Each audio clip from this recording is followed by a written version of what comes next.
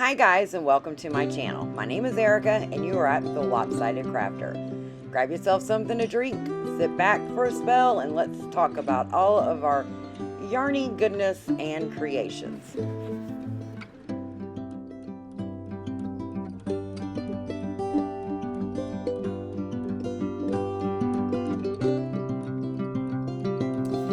Hello and welcome to my living room. My name is Erica and I am the Lopsided Crafter. You can find me on all the socials as either the Lopsided Crafter or Lopsided Crafter. That would be Instagram, TikTok, here on YouTube, Pinterest, and we have our own website, lopsidedcrafter.com. So I'm not in my normal filming spot. We've had some very major storms come through and, well, we got to get a little bit of repair done to the old she shed in certain spots. So some of my videos maybe in my yarn living room and some maybe in the she shed. It just depends on what I'm needing to film. So this video is basically I am creating a series that's going to go hand in hand with my blog. I'm designing a new crochet afghan. I know that when I started designing, there's not a lot of information available to new designers out there in the interweb. Some designers keep their process in a box and don't share, and you know, that's not really encouraging to people that want to, dabble their toes into designing and that kind of thing. So I thought what I would do is I would share my process from beginning to end. Now, this is a little different than what I would normally do. Normally, I would create my design, sketch it, swatch it, and then go yarn shopping. But this time, like I said, it's a little different because I had a theme. If you hear squeaking in the background, sorry, that's the dogs. It's storming outside again. Anyway, I had a theme. I knew that I wanted a southwestern feel type of blanket, and I knew that I wanted it to be corner to corner. When my father was living, he lived in the southwestern United States. He was in Arizona.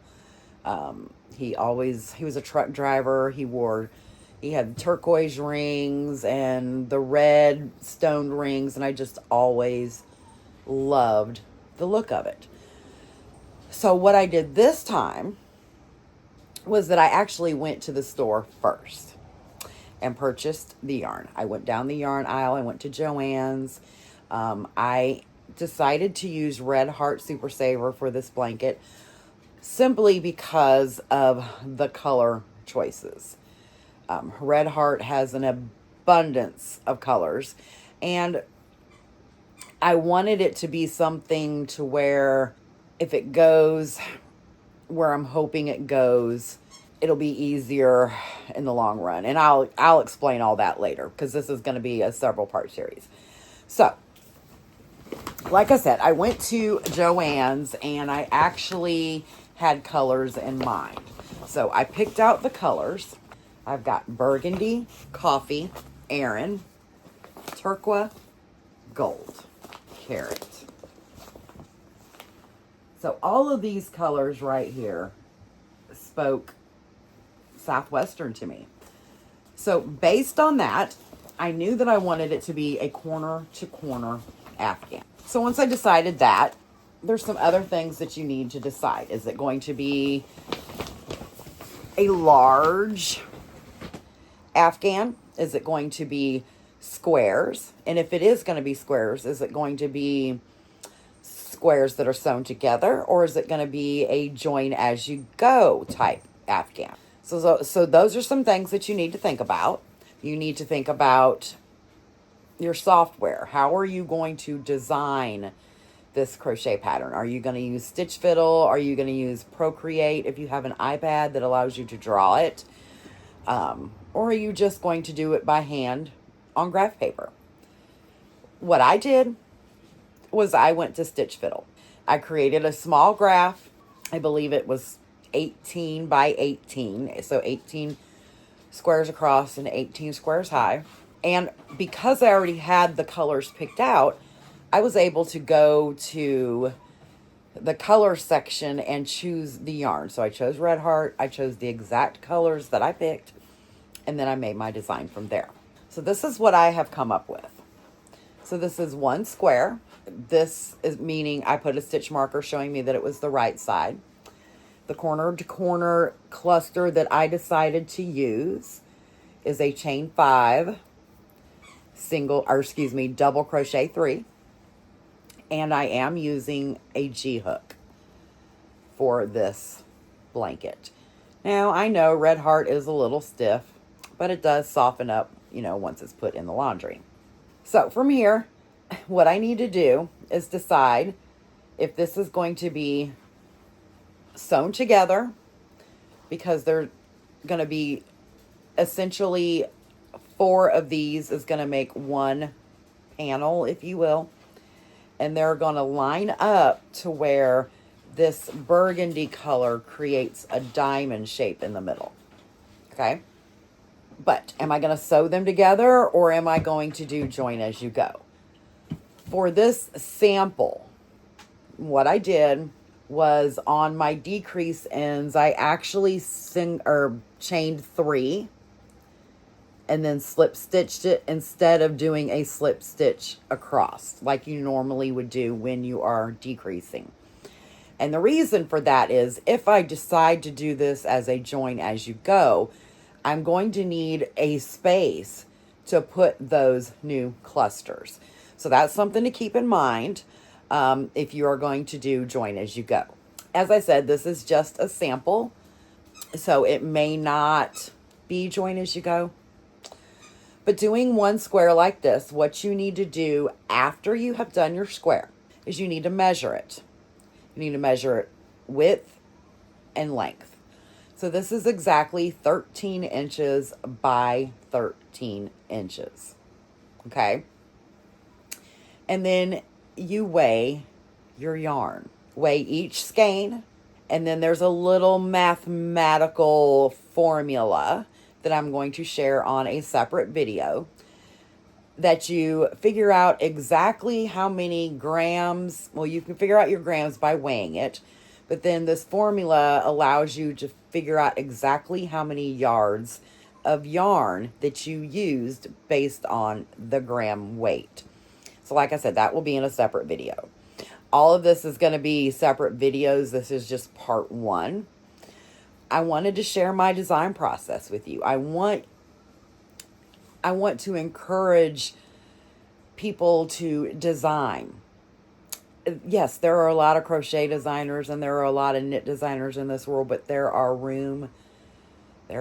is room for everybody. So I am not going to keep all of my tips and tricks bottled up like some well-known designers do. I just don't think that's fair. Okay, so now, as I said, this was 13 by 13. So the next thing you want to do after you've weighed your yarn and you've figured out exactly how much you've used, you are going to determine how big you want your blanket to be. Do you want it to be a throw size? Do you want it to be a twin, a queen, a king, a baby? When you are designing, you have that freedom to do that. Also, if you're doing somebody else's pattern that is in squares, you kind of also have the freedom to do it the way you want to as well. But you need to look at the chart that I will have on my blog post. It will be on part 2. Only part 1 is up right now.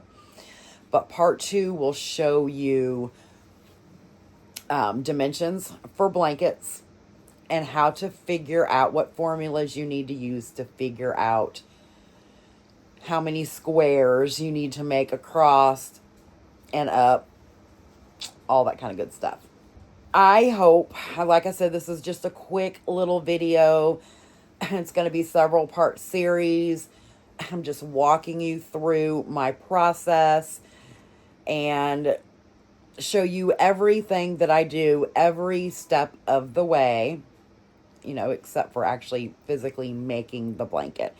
That will be on a separate tutorial once the pattern is released. But this is my design process and how I go about designing a corner to corner Afghan that's in squares. I mean, it could be granny squares, it could be any type of Afghan really, but this is the process and this is how I do it. So if you have any questions, please comment below so that way I can include those on part 2 of this series.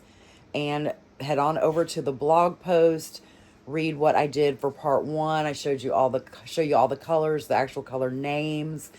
I give you a little bit more in depth about what I do.